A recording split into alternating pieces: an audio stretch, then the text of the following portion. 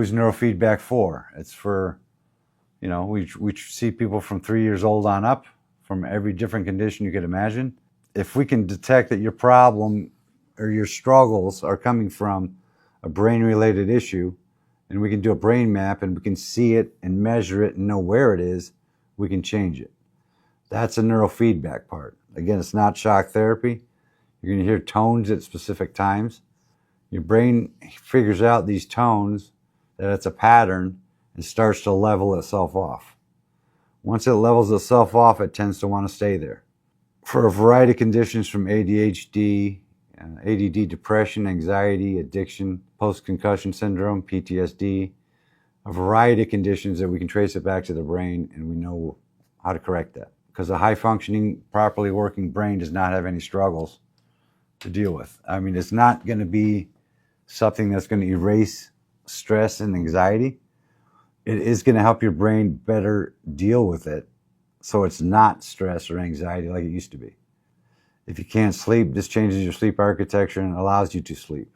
People that have addictions respond real well to this, because the addiction part of it, inpatient or outpatient, usually you have to go back 7 times, and there's like an 8% success rate.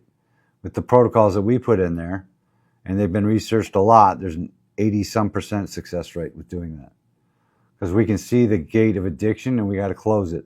Whether it be too much electrical activity around that gate, it's like trying to close a storm door in a tornado. It's not going to happen.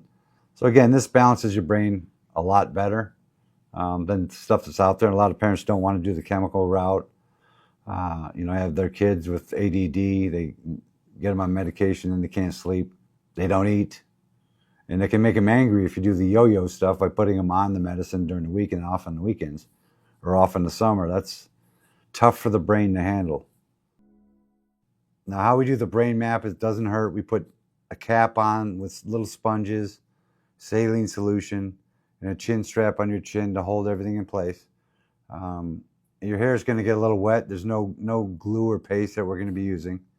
You're going to be doing the brain map 5 minutes with your eyes open, and then we're going to stop it and do it 5 minutes with your eyes closed. And then that's the completion of the exam. You come back in a couple days and we go over what we found on your brain map. And then from that point on, we start the training process, which is 30 sessions.